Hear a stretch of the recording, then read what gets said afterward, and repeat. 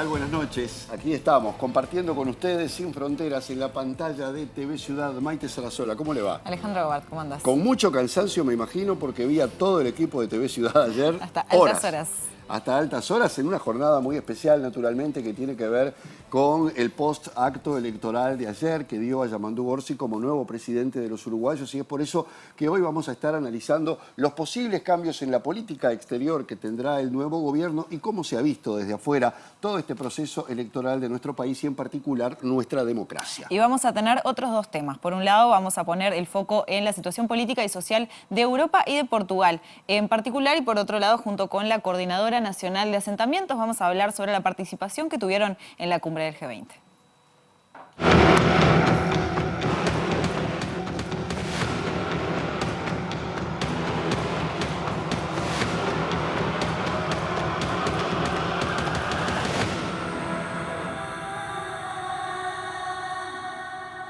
Comenzamos el análisis, como siempre, de la mano de Álvaro Padrón. Hola, Álvaro, ¿cómo andás?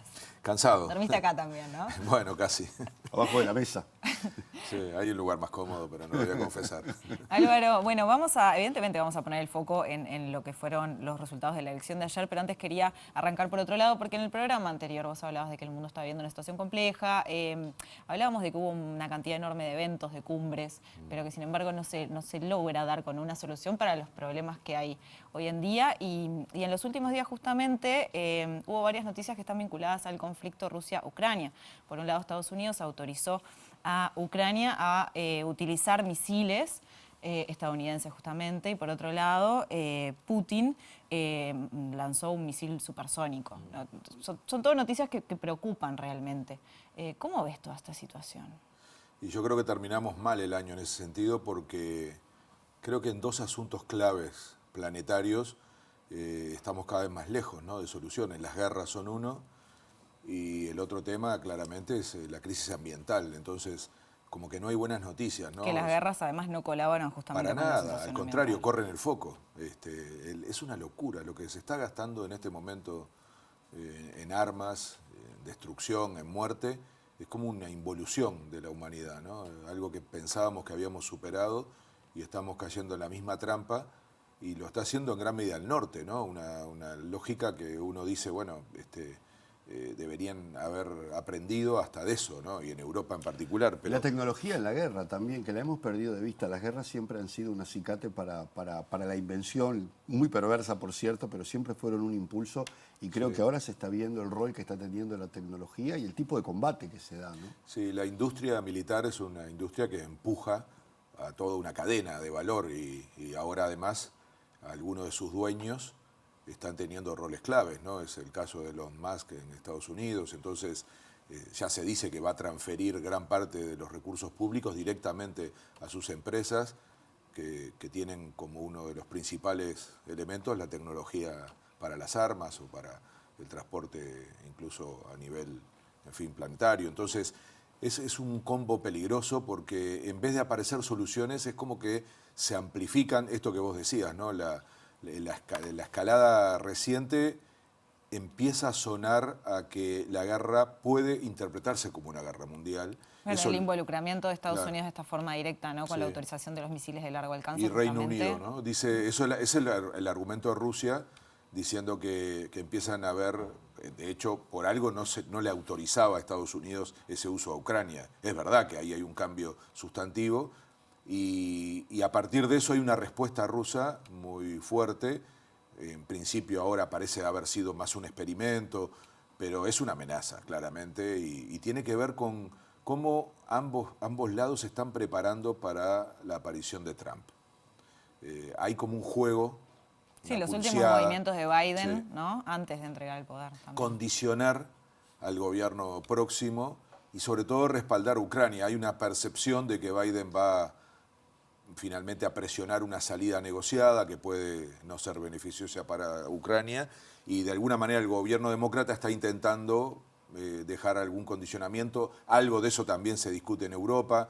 Está duro, ¿no?, esa evaluación para la OTAN en el futuro. Entonces, al mismo tiempo está del otro lado la presión sobre cómo se evita entrar en una lógica de mayor gravedad, pero al mismo tiempo ya sabemos que Corea del Norte está colaborando con Rusia.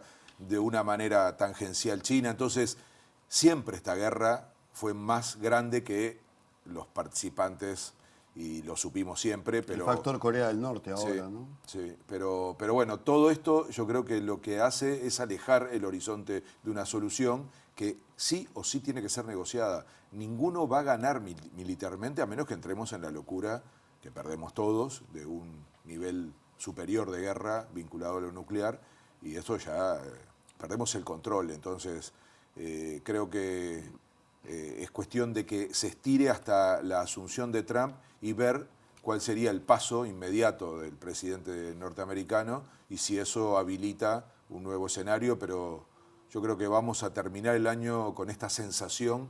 Ustedes ponen Tercera Guerra Mundial, y es impresionante la cantidad de artículos, reflexiones, información. Acaba de aparecer el ex jefe de las Fuerzas Armadas ucranianas diciendo eso. Y bueno, es muy peligroso lo que está pasando, que yo lo sumo a esto de complejo y peligroso a lo que está pasando con la incapacidad que estamos teniendo de darle un cauce a la crisis ambiental, ¿no?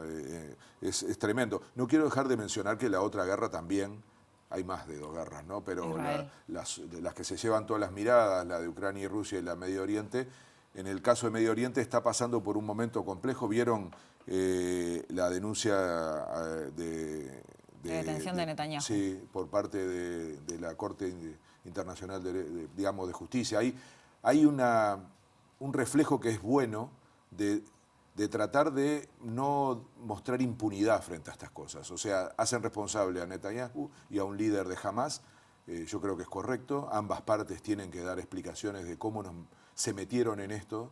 Yo creo que se retroalimentan ambas partes, se necesitan. Igual la magnitud del daño de Israel Total, es... Sí, pero lo que ocurrió, el ataque de Hamás original es un crimen de guerra y es terrorismo y tiene que ser condenado y en todo caso sirvió para activar lo otro. Entonces, repito, ahí hay, no podemos quedar atrapados en esa lógica cuando en ambos casos hay una dinámica de violencia, y yo creo que hace muy bien la comunidad internacional en poner foco y en intentar utilizar este mecanismo que tiene poca eficacia, hay que decirlo, pero que es parte de la presión que hay que intentar ejercer para que se detenga la guerra, ¿no? Sobre todo se detengan las muertes. Pero volviendo entonces, diciendo que si las guerras son un peligro, yo creo que y un drama, la crisis ambiental es enorme en eso, y sobre todo la frustración y la incapacidad del sistema internacional en encararlo, ¿no? Las 2 COP, la que se hizo aquí Sí, la de Azerbaiyán terminó a los tumbos, ¿no? Sí, y la de Colombia también. O sea, claro. el hilo conductor que las hace fracasar es cuando se discute quién paga, cómo se financia una estrategia para desescalar, digamos, los efectos en el planeta. Y con líderes como Donald Trump ahora que ganó la presidencia. Entonces, Claro, porque se país como exige que Estados paguen Unidos. quienes más contaminan, ¿no? En Claro, este caso, sí, China, Estados Unidos. Y además Europa. no paran de hacerlo. Y al mismo tiempo hay todo un debate de cómo se paga lo que ya se hizo y cómo eso permitió el desarrollo de países y de regiones que ahora tienen otras condiciones para encarar una etapa sustentable. Entonces necesitamos, sin duda, un debate distinto. En fin, yo creo que en estos 2 sentidos es que terminamos un año complejo. Hay muchas más cosas que pasaron, pero me parece que estos 2 son los grandes temas que tenemos sobre la mesa y que deberíamos ser capaces de superar. Álvaro, terminó el G20 con una reunión que trajo a los líderes mundiales a la región. Eso habilitó también una cantidad de encuentros bilaterales. Recordemos la visita de Macron a Milei, la visita de Macron con el presidente chileno Boric, la visita de Giorgia Meloni también al presidente Milei, y así sucesivamente, la de Lula con Xi Jinping, por ejemplo. Es decir, que más allá del evento en sí mismo, de alguna manera esta cumbre también atrajo la mirada de las potencias y permitió ese intercambio, ¿no? Sí, y nos permitió tener protagonismo en la región, ¿no? Que hacía tiempo no nos pasaba. Perú tuvo la cumbre APEC, Sí. Colombia la COP19, Ecuador la cumbre iberoamericana y el G20 en Brasil. Volvimos, ¿no? Un poquito a estar presentes en esa agenda internacional con resultados muy diversos, ¿no? La cumbre iberoamericana fue intrascendente. APEC es un ámbito más específico de comercio y de inversiones.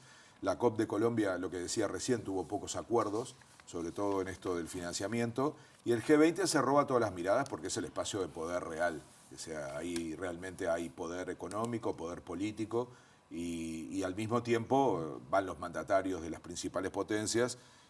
Fue un gran éxito para Brasil, que instaló, sobre todo para Lula, que instaló la Alianza Global contra la Pobreza y el Hambre y dio de alguna manera un tono del estilo de temas que Brasil quiere impulsar. Hubo muchos más temas y como decía Jano, hubo mucha oportunidad de reuniones bilaterales. Eso que nos perdimos podría haber sido otra buena razón para estar allí, ¿no? No solo contribuir a la agenda en general, sino aprovechar para tener esas conversaciones que son muy útiles, ¿eh? Las cumbres estas están muy bien armadas para que haya mucha reunión bilateral que se programa, que se definen hasta por infraestructuras Sí, y hubo demás. otras también, ¿no? Sí, sí, sí, sí. Entonces, son oportunidades de conversar, de encontrarse y finalmente de llegar a acuerdos. Pero yo creo que fue un momento estelar de Brasil porque cierra la presidencia de un año, ahora toma la de los BRICS, o sea, hay como una lógica de continuidad que demuestra que Brasil volvió al mundo, ¿no? Y que ojalá en un momento le permita a la región también volver al mundo. Álvaro, decía justamente que en este tipo de cumbres y encuentros sean estas reuniones bilaterales, por ejemplo. El presidente Luis Lacalle Pou no estuvo, estaba invitado y no fue, dijo que tenía otras prioridades. ¿Qué lectura haces de la ausencia de Uruguay en una cumbre de este tipo, donde hubo figuras y presencias tan importantes? Sí, yo había pensado que el gobierno no iba a cometer más errores de los que ya hizo en política internacional y cometió uno más, ¿no? Que es impedirle a Uruguay la presencia en un ámbito que ya de por sí era importante por los contenidos, pero por esto que decíamos ahora, ¿no? De poder interactuar con otros líderes, discutir, Y por estar ejemplo. en el mapa. Por supuesto, existir, al menos en la foto, ¿no?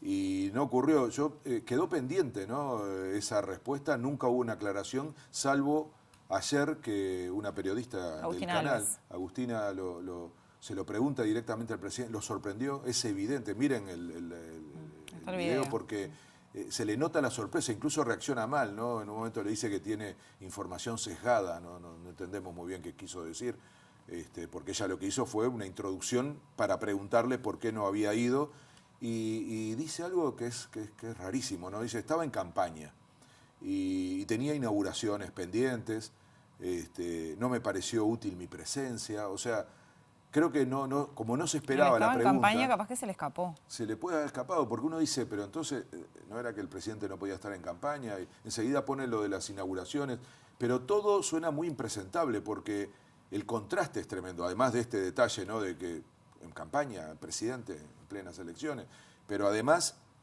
que ese sea el argumento para no estar en una cumbre cuya responsabilidad la tiene precisamente el primer mandatario.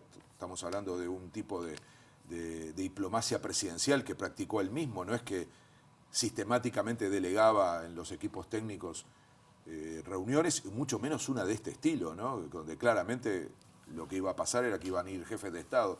Es rarísimo y quedó pendiente para mí y yo creo que subestimó primero la reunión, subestimó que pudiera impactar en Uruguay, priorizó otra cosa y me parece que nos perdimos un espacio de relevancia y sobre todo una gestualidad hacia la región de cara al futuro. Creo que es el último episodio que da el tono. Ahora vamos a tener la cumbre del Mercosur aquí, pero mucho de lo que pase en la cumbre del Mercosur se estaba discutiendo en Río y fue otra razón por la cual me parece un error haber estado ausente, ¿no? Álvaro, luego de la elección de anoche hay un nuevo gobierno en Uruguay, hay un cambio de signo político. ¿Qué impacto puede esperarse en materia de política exterior? Por ejemplo, recién decías, este gobierno tuvo una diplomacia presidencial. ¿De qué podemos esperar del que viene en esta materia? A ver, en política exterior hay como un gran acuerdo, que no es de ahora, es histórico, sobre los principios. Es fuerte, ¿eh? Miren que no, si uno mira lo que está pasando en Argentina, se están violando esos acuerdos que son bastante tradicionales, sobre todo en el sur, de no intervención, de respetar la soberanía de los pueblos, en fin. Entonces ese acuerdo está, y uno más importante, que es que todos los partidos en Uruguay saben que la política exterior para un país chico es absolutamente imprescindible. Producimos mucho más de lo que consumimos en términos sobre todo de productos agrícolas y necesitamos cosas del exterior. O sea, Uruguay no existe si no es inserto a nivel internacional. Ahora, eso es muy genérico a esta altura y la pregunta es y donde creo que hay más diferencias en el cómo. ¿Cómo se hace una política exterior moderna que sea capaz de tener resultados? Y yo creo que ahí hay un abismo. Es más, me animaría a decir que probablemente es donde hay más distancia entre las posiciones de los dos bloques que claramente hoy en Uruguay expresan las voluntades políticas de este país, ¿no? Prácticamente divididos a la mitad. En primer lugar, yo creo que el gobierno tuvo y tiene un error de diagnóstico. Tiene la imagen de que el mundo funciona de una manera distinta de la que está funcionando. Un mundo abierto, un mundo que espera a países como Uruguay pidiendo acuerdos comerciales, tratados de libre comercio. Eso no existe más. Entonces, esa imagen que reduce todo a la apertura y a la apertura unilateral, yo creo que es un error de diagnóstico. También es un error de diagnóstico el no interpretar el momento de transición hegemónica, de disputa entre Oriente y Occidente, entre China y Estados Unidos. Entonces pasamos de querer tener un TLC con China a después decir que si nos invitan vamos a entrar al acuerdo entre Canadá, Estados Unidos y México. Es decir, no se puede andar a los tumbos y frente a una disputa de este estilo no tener una estrategia. Que tiene sus problemas el de Estados Unidos y Canadá y México. Con Trump mediante va a ser una rediscusión. Entonces, yo creo que es una estrategia, si es que existe, errática, improvisada y también es sin consulta, porque nunca se ha debatido una estrategia como tal. Pasa en otros temas de política nacional, después habrá acuerdos o no, pero uno siente que hay debate. Sobre la política internacional el gobierno nunca estuvo dispuesto a debatir, ni ofreció espacios, y es una particularidad de este gobierno, porque, por ejemplo, para entrar en Mercosur, que fue un periodo dirigido por el padre del presidente actual, Lacalle Herrera, hubo sistemas de consulta a la sociedad, a los empresarios, a los trabajadores, a los partidos políticos, que duraron años. O sea, hay mecanismos para hacer una política exterior más participativa. Después lo que vos decías, Jano, lo de la diplomacia presidencial. Desde la salida de Talvi y con la aparición de Bustillo, el presidente tomó la política internacional, se la puso abajo del brazo y arrancó. Y se acuerdan, ¿no? Polémicas, discusiones con Argentina, discusiones con Colombia, discusiones con Venezuela, por supuesto. Es decir, hizo política presidencial en materia diplomática y ahí empieza el discurso de cortarse solo, ¿no? De alguna manera decir que Uruguay puede navegar en soledad, y yo creo que ahí es donde está la principal diferencia, que es sobre todo negadora de la región, y pusimos en riesgo eso, ¿no? Después creo que, ¿se acuerdan del discurso de no tener afinidades ideológicas? Yo creo que eso no terminó siendo cierto, y fue un eslogan cuando en realidad está lleno de episodios en donde el gobierno actuó con afinidad ideológica, por afinidad ideológica. Ocurrió con Colombia, ocurrió con la designación del presidente del BID. En fin, hemos tenido muchos episodios que han demostrado, junto con un asunto central, que es cómo se difundieron a nivel internacional los escándalos. Y eso, además de haber significado un desprestigio de la política exterior uruguaya, se asocia al no conseguir resultados.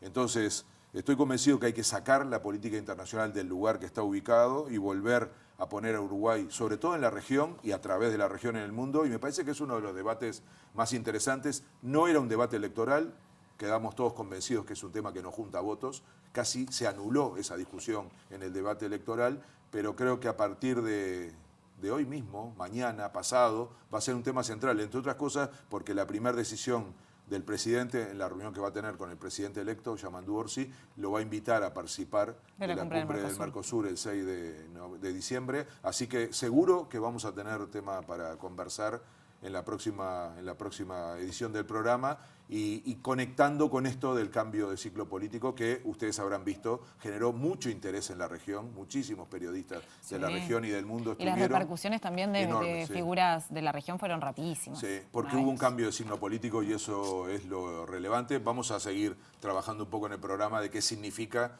y sobre todo de cara a decisiones como las que se van a tomar aquí en Montevideo en la cumbre del Mercosur. Muy bien, Álvaro Padrón, como siempre, muchísimas gracias. En el próximo bloque de Sin Fronteras nos metemos con Europa. Vamos a estar hablando con María Manuel Rola, una exdiputada de Portugal. Quédense, ya venimos.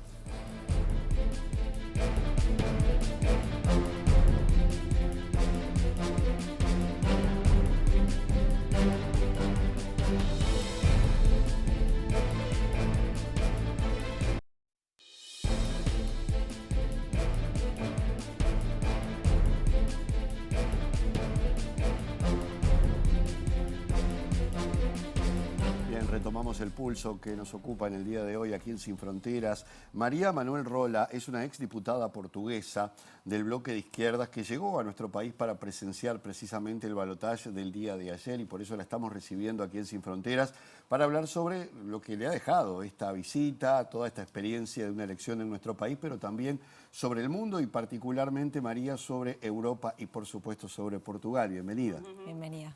Muchas gracias.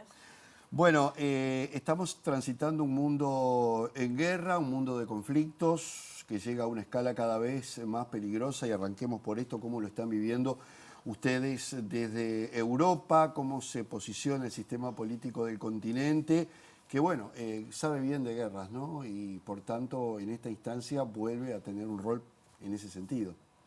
Pues muchas buenas tardes, muchas gracias por invitarme.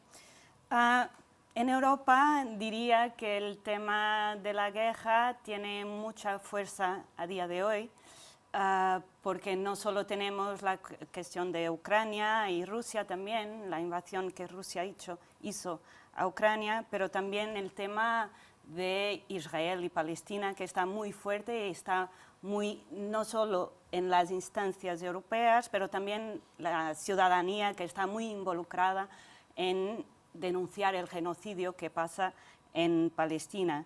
Y pues a nivel político diría que nosotros tuvimos elecciones para el Parlamento Europeo en junio, o sea, muy cerca de ahora, y el cambio que se ha hecho en el Parlamento Europeo fue más hacia la extrema derecha.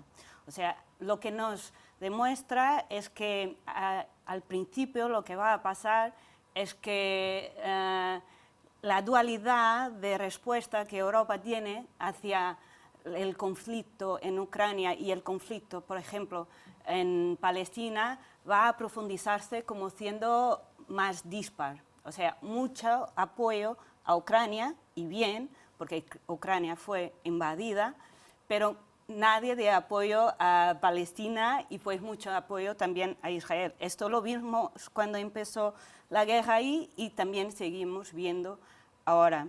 Y es necesario decir que muchos de los partidos de extrema derecha europeos están alineados con Putin y con Rusia de Putin, y eso también nos levanta un problema y una cuestión que tiene que ver con Trump.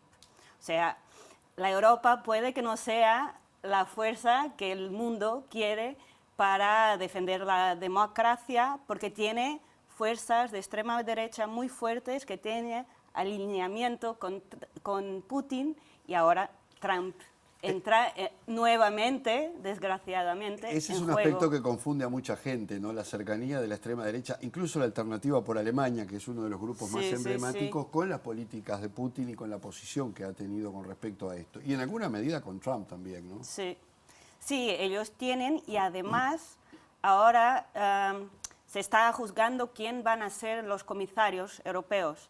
Y Hungría e Italia, que tienen gobiernos de extrema derechas, van a tener 2 comisarios.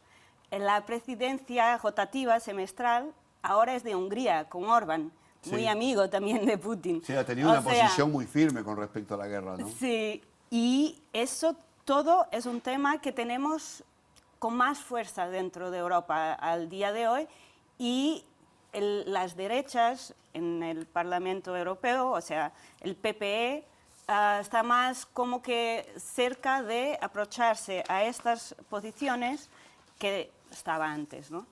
O sea, no sé si me hice comprender bien, sí, pero el futuro no está muy brillante, al contrario de lo que podríamos ver Que la aquí. derecha tradicional está muy cerca de la ultraderecha, sí, ¿no? sí. En este caso el PP Sí, y el otros PP, partidos, sí, por sí, ejemplo, sí, ¿no? De Europa. Sí, sí, sí. Y María, ¿cómo ves el rol de la OTAN? En 2019, por ejemplo, el presidente de Francia, Emmanuel Macron, decía que la OTAN estaba con muerte cerebral. En ese momento Trump era presidente de Estados Unidos y le quitó mucho apoyo. ¿Cómo lo ves? ¿Cómo ves el rol hoy de la OTAN en el marco del conflicto Rusia-Ucrania y también teniendo en cuenta que vuelve Trump a la presidencia de Estados Unidos? Sí, ese tema es muy complejo. OTAN no es, al contrario de lo que bien se dice en Europa, no es la fuerza de la paz, ¿no? O sea, tenemos Naciones Unidas como fuerza de paz y es así, debería tener mucha más fuerza que OTAN, que es lo que están apostando ahora, no solo en Europa, también estaban en Estados Unidos.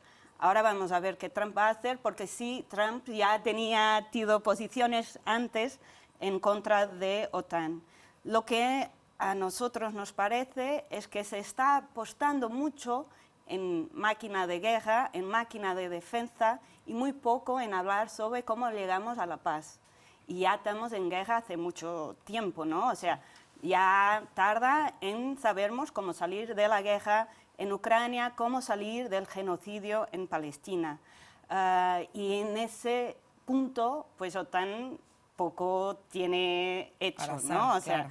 además hay también muchos problemas en fronteras, ¿no? Así que hay países que junto de Rusia y junto de Ucrania están también ahora apostando y hasta diciendo a los pueblos que pues pueden entrar en guerra y puede haber un alastrar del conflicto y no tanto intentando trabajar sobre el tema de la protección por la paz, la seguridad por la paz y no por la guerra. Y hay países que tienen posiciones un poquito ambiguas también, por lo menos en algunos roles. Pienso en Polonia, pienso en Hungría, pienso en Claro. Eslovaquia, que han tratado de decir, no sé si han querido decir eso, pero estamos en el medio nosotros de esto, ¿no? Que son los países que están en ese límite. Sí, hay que comprender eso, ¿no? O sea, están en medio, están muy cerca, o sea, Portugal, donde vengo, está lejos del territorio del conflicto, ¿no? O sea, estoy un poco distante de ese agobio que es estar cerca de un país en guerra. Pero para el termo de la guerra que afecta a sus países, tampoco tienen hecho mucho o tienen fuerza de hacer eso. O sea, claro que Estados Unidos, Rusia tienen un trabajo ahí muy fuerte de clash, de una confrontación sí, y de medir confrontación, fuerzas ahí sí. también. Y ahí estos países, igual que no tiene tanta, y Europa, pues me parece que perdió influencia en estos desarrollos y no intenta trabajar por la paz. Está también trabajando... alimenta la guerra. Sí.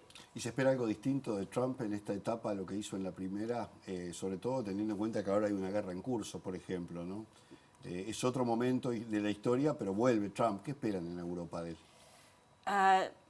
Pues nosotros pensamos muy mal y me diría que es más general que las coincidencias sobre el tema de la guerra. Pero lo que pasa, y mi opinión sobre esto, es que va a ser peor. Estamos, o sea, es la segunda vez que está en gobierno en América con dos guerras muy importantes para el territorio de Europa, pero también para Estados Unidos, y la política que Trump tuvo, y también lo que viene a decir hasta ahora, no nos deja descansados. O sea, por Ucrania poco, o sea, la relación con Putin probablemente va a dejar que gane más Rusia que Ucrania en este conflicto, después de tanto tiempo de conflicto. Y también sobre Israel, sobre Palestina, nos parece que va a ser peor que el hecho que había viéndose... Porque apoya a Israel. Sí. También lo hizo Biden. Sí, pero Trump es muy vocal en decirlo, y hasta tiene mucha gente en su gobierno que no reconoce que existe Palestina, ¿no? O sea, que los territorios dicen que los territorios son de Israel. Sí, ha designado y en los eso es puestos un problema. claves. No reconocen que hay dos estados, ¿no? Claro. Ha puesto en los lugares claves en ese relacionamiento con Oriente Medio y con Israel personas que evidentemente apoyan la postura de Israel en Oriente Medio, ¿no? Eso ya están nombrados ya, por ejemplo. Sí, sí, sí. Esos candidatos. Sí, sí, sí. María, vamos a meternos un poco con la situación de Portugal. Hubo elecciones años, también estuvieron con el tema del presupuesto. ¿Cómo es la situación política? ¿Hay un estancamiento? ¿Cómo son las pujas adentro de Portugal? Portugal está en un contexto de alteraciones política y social también. Tuvimos un gobierno que es de centro-izquierda hasta el año pasado y durante 8 años, ¿no?, del Partido Socialista. Hubo un primer experimento en 2015-2019 con apoyo de partidos de izquierda, de bloques de izquierda, de Partido Comunista, y pues después hubo mayorías absolutas del Partido Socialista, hubo pandemia, inflación, mucha gente pues perdiendo sueldo, pero el Partido Socialista seguía en el poder. Hubo una dimisión del gobierno y por eso tuvimos elecciones anticipadas, y en eso hubo cambio para la derecha. Pero el tema aquí principal es la extrema derecha, que tiene pues un discurso que no teníamos en Portugal hacia la inmigración, por ejemplo, que está entrando por el pueblo, ¿no? Y eso no es que cambie mucho la situación política en sí, porque está muy partida, pero está cambiando sí a forma de la sociedad ver el recibir el otro, el recibir las otras personas, además que Portugal es conocido no solo por la inmigración, pero mucho por la inmigración cuando tuvimos la dictadura. ¿Y en estas derechas tienen discursos xenófobos, sí, por ejemplo? Mucho, sí, sí, sí. Anti-inmigrantes. Anti-inmigrantes, sí, distinguen algunos también, ¿no?, pero muy anti-inmigración y hacen manifestaciones, por ejemplo, en contra de las personas que vienen a trabajar a nuestro país y viven en nuestro país, que está para recibirlos, ¿no?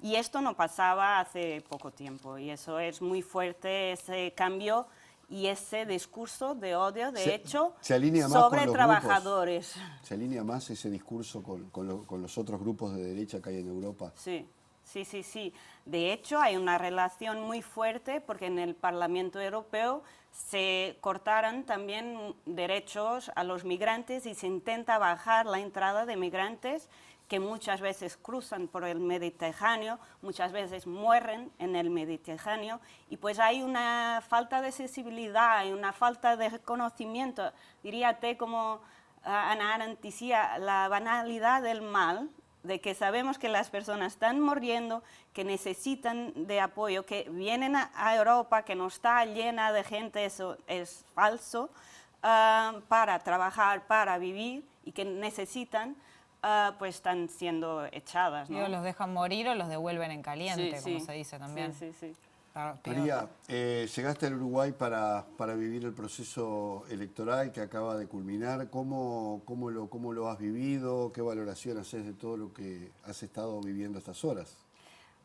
Pues muy bien, o sea, después de toda esta desgracia de que hablé aquí, que pasa en Europa y pasa en muchos puntos del mundo, ir a vivir la energía que se sintió acá estos días, pues para mí fue como un aire fresco, ¿no?, de respirar. Viviste una parte de la campaña también, de hecho, en los últimos días, o sea, no solo el acto electoral. Sí, sí, yo llegué el miércoles, pronto vi mucha gente en la calle, las banderitas y todo esto me parece pues muy fuerte. Esto no pasa en Portugal y en muchos otros países, por ejemplo, por lo menos de Europa, y la forma como la gente estaba viviendo el acto electoral. Pero también los últimos días pudo pues acompañar, fui a una mesa de voto y la tranquilidad también como el hecho se hace, ¿no?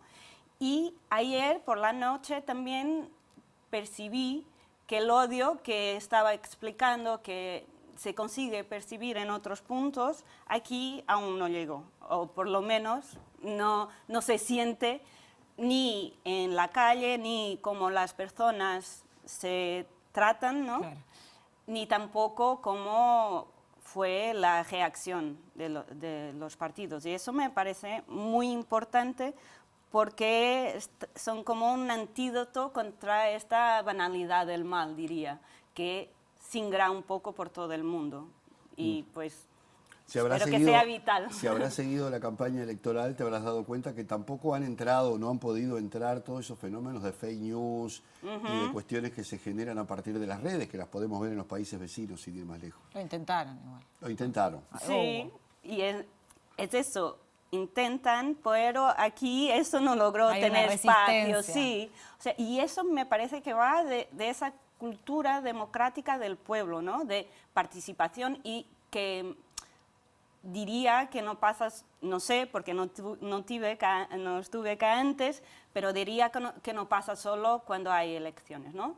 En todos los 5 años diría que las personas participan y dan sus contribuciones, sus proyectos e intentan que el país va adelante, ¿no? Y no solo van a poner el voto, porque si hay tanta participación, tanta gente en la calle, tanta disputa también, ¿no? Y eso me quiere decir que hay una democracia intensa todos los años hasta Claro, no solo las en próximas. elecciones. Sí. María Manuel Rola, muchísimas gracias por acompañarnos esta noche. Muchas gracias. Por estar. Muy bien, quédense que se viene el último bloque de Sin Fronteras.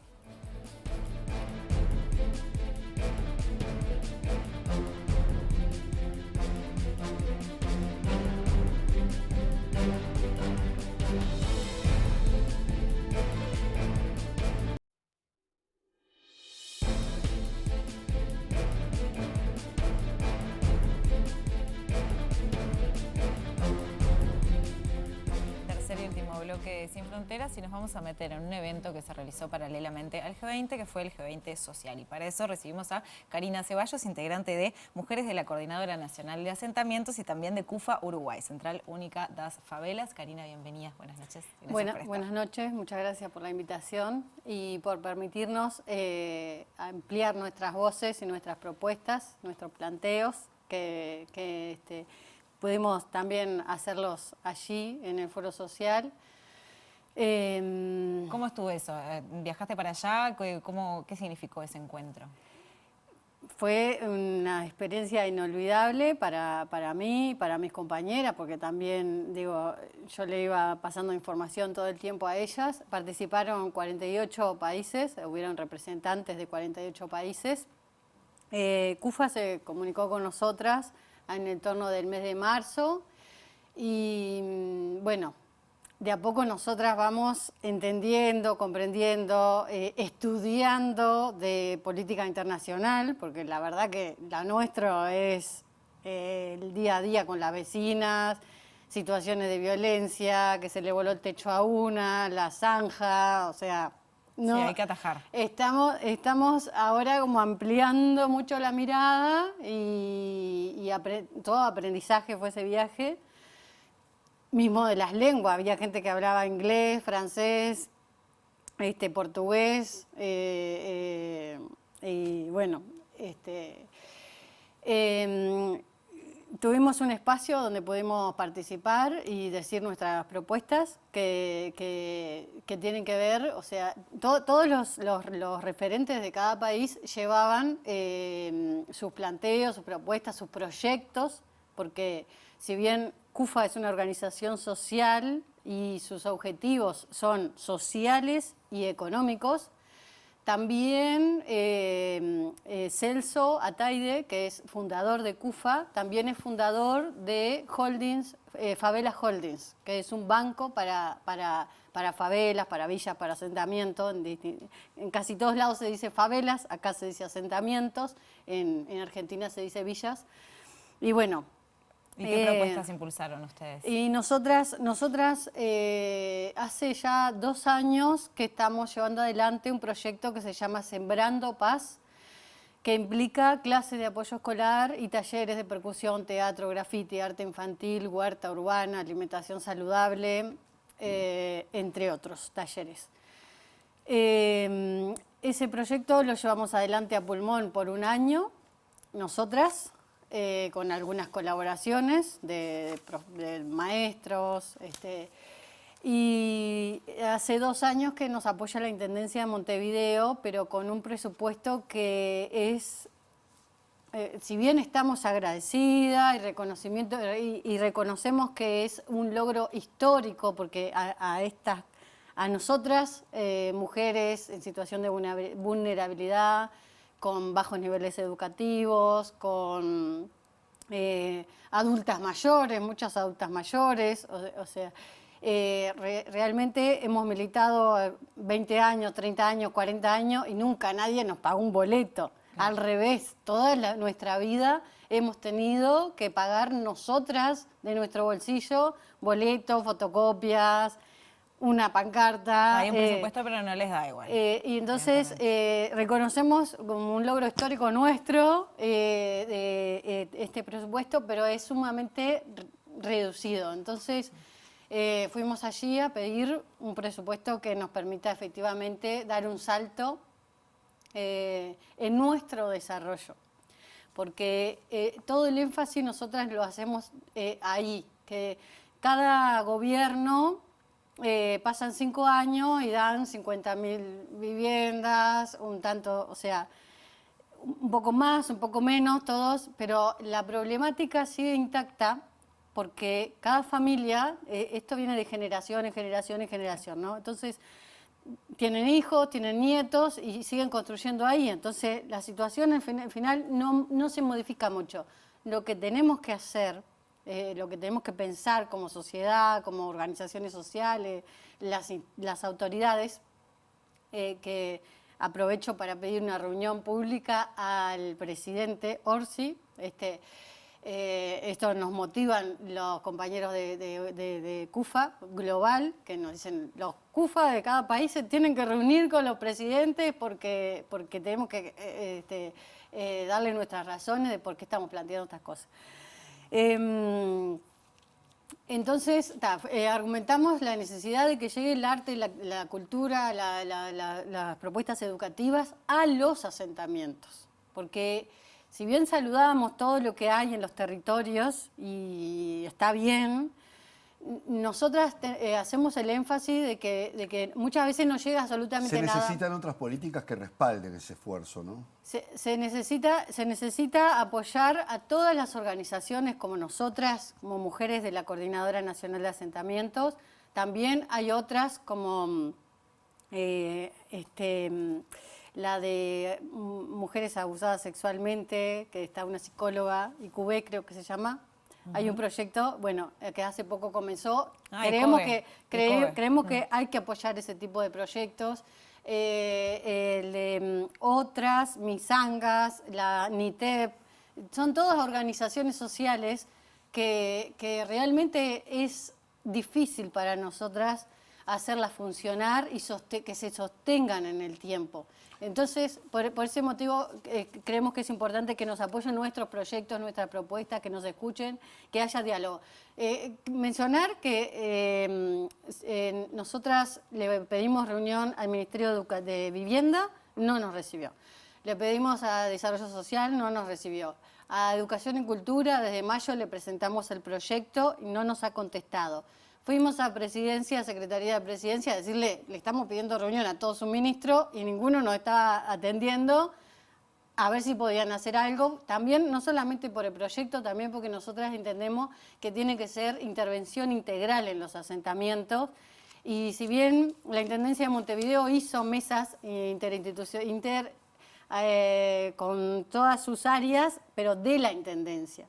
Entonces, a veces no es suficiente, es necesario que participen el Poder Ejecutivo, ¿no? Karina, ¿cómo fue la experiencia con otras realidades? Porque es evidente que cada país tiene sus características y sus problemáticas puntuales, que lo mismo que pasa en Uruguay puede no estar pasando en Brasil, pero sí hay cuestiones que son comunes. ¿Con qué se encontraron ustedes como delegación? Es decir, en ese intercambio de decir, bueno, hay problemas que son comunes a todos los países y hay otros que dependen de esa relatividad de cada uno, ¿no? Sí, esa característica. Sí. Sí, por ejemplo, el compañero de Marruecos nos decía que hay personas que caminan 15 kilómetros para buscar un poco de agua. Por ejemplo, una particularidad de un territorio, ¿no? Y hay los territorios en conflicto, sin duda que ahí planteamos alto al fuego, cese al fuego y que llegue ayuda humanitaria, medicamentos, alimentación. Y bueno, nosotras nos preguntamos las dificultades. Las dificultades que planteamos nosotras son tres, básicamente. Tienen que ver con los prejuicios que hay en esta sociedad, que siguen habiendo, la porofobia. Es tremendo, no sé si todo el mundo conoce qué significa el significado, porque se habla de racismo, que hay de racismo, de las transfobia, homofobia, los chistes que ya no son graciosos, todo eso se viene trabajando. Y este tema de la porofobia se luchó 23 años, Adela Cortina luchó 23 años para que la palabra esté en la Real Academia, porque lo que no se nombra no existe. Entonces, nosotras nos interesa nombrarlo, no para hablar desde el lugar del victimismo, que eso nosotras veníamos trabajando, salir del lugar del victimismo y posicionarnos en un lugar de mujeres poderosas que somos. Y allá en Cufa lo que dicen es, la favela no es carencia, la favela es potencia. Y realmente ellos pudieron visualizar, tengo un dato, bueno, ahora no lo acuerdo, pero la cantidad de gente que hay en el mundo viviendo en asentamiento, no recuerdo el dato, pero somos muchos. Entonces realmente ahí hay una oportunidad también para ver crecimiento y desarrollo. Tienen que vernos desde ese lugar. ¿Cómo podemos, yo quisiera escribir libros? Bueno, ¿cómo podemos generar las condiciones para que yo pueda escribir libros y mañana que eso pueda ser algo beneficioso para otras mujeres que vivieron mi realidad, por ejemplo? Tengo a mi compañera Ada, que le encanta la música y estoy segura que si con un poco de apoyo podría ser tremenda artista uruguaya internacional, que ande en otros países mostrando lo que se puede hacer en Uruguay.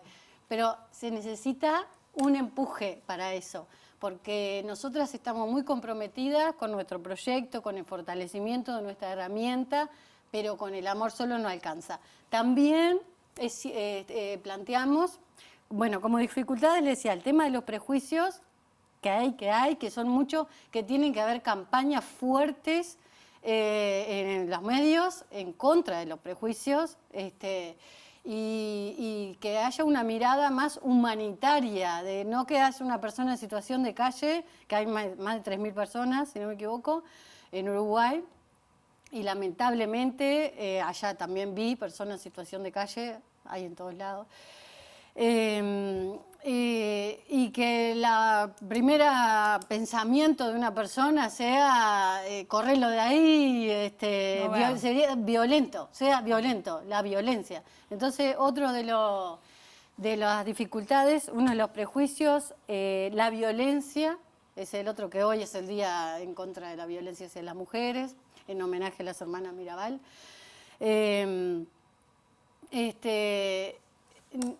Nosotras hacemos un fuerte énfasis ahí en la violencia institucional, ¿no? Porque nosotras no pedimos ayuda. Hay ahí una confusión cuando nos planteamos, pues, otra de nuestras propuestas es la renta básica universal incondicional para todas las personas, no importa si trabaja, si no trabaja, y ni los ingresos, para todas las personas. ¿Por qué? No porque estemos pidiendo una asignación, una ayuda. Nosotras nos creemos capaces, estamos en este lugar de potencia, de empoderamiento, de hacer proyectos, estamos construyendo proyectos y cada una en su barrio también tiene sus propios proyectos. Y estamos seguras de que lo vamos a lograr porque somos mujeres muy insistentes y muy empoderadas. Pero esos proyectos llegan a un límite de personas. Y si te va bien, después llegarán a otras personas más. Pero son miles y miles y miles las personas, en nuestro país también. Por ejemplo, la persona con discapacidad. Son 500.000 las personas con discapacidad. Hay muchas, y con cada persona que hablo conoce a alguien que, porque no llega al puntaje para ser considerado persona con discapacidad, no recibe absolutamente nada. Ni pensión, ni nada. Entonces, también de esas 500.000, hay muchas de esas 500.000 que son personas dependientes de otras personas. Hay Entonces, alguien que tiene que quedarse a cuidar, sí, y por lo general y es una mujer. esa persona que cuida somos mujeres que cuidamos y que no tenemos ingreso tampoco porque estamos cuidando. Entonces, tenés la persona que no se le reconoce, tenés todas las mujeres. Las mujeres, o sea, el tema de la pobreza, que es el 20%, el 10% en total, y si miramos a la infancia es el 20%, ¿no? El otro día escuchaba a Lustenberg que decía desde el 85 que está el término infantilización de la pobreza. Bueno, la infancia no está sola, está con las mujeres. Entonces, hay que verlo desde el punto de vista integral eso. Pero no puede ser la renta solo para las mujeres, porque si no, siempre hay un colectivo de gente que te queda fuera. Y aparte, estás enfatizando el rol de la mujer, que es lo que queremos romper, eso de que quédate a cuidar los chiquilines. Nosotras no queremos una renta para quedarnos a cuidar los chiquilines.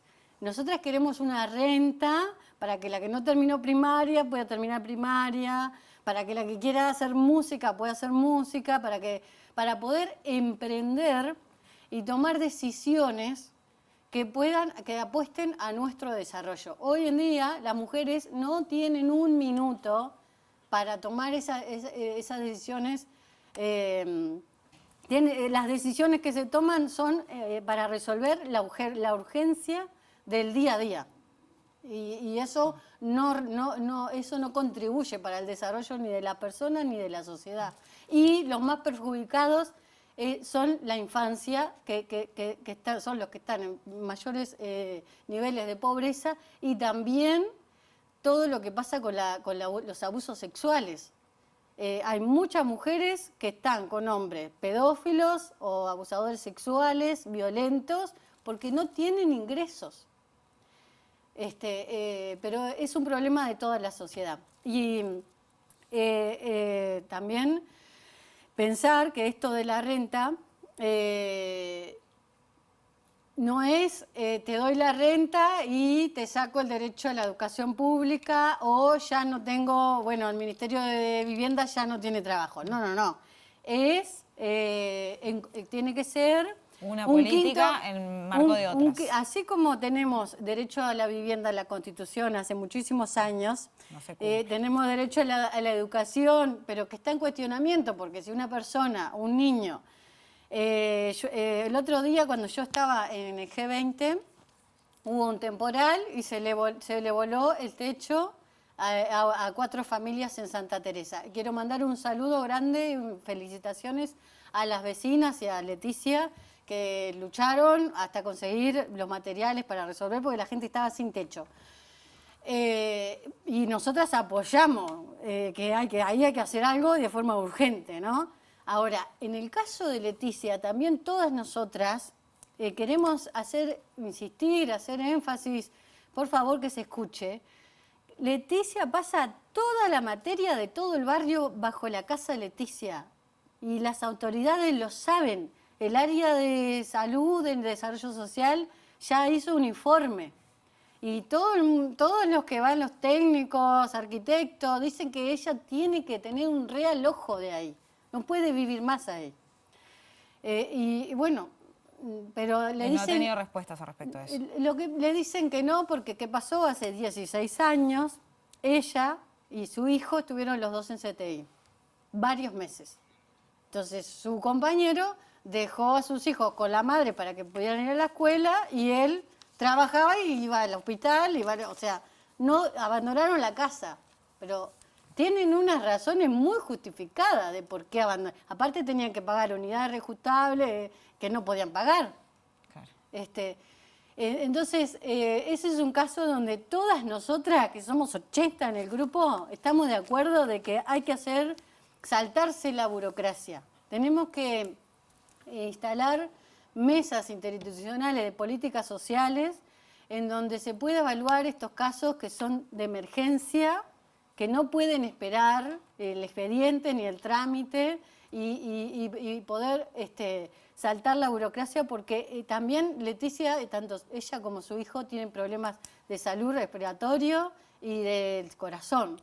Y es increíble que no se pueda lograr ese realojo. Muy bien. Karina Ceballos, muchísimas gracias por estar esta noche con nosotros. De nada, gracias a ustedes. Bueno, y nosotros llegamos al final Sí. de Sin Fronteras. Gracias a ustedes por acompañarnos como siempre. Nos volvemos a encontrar el próximo lunes aquí por la pantalla de TV Ciudad. Chao.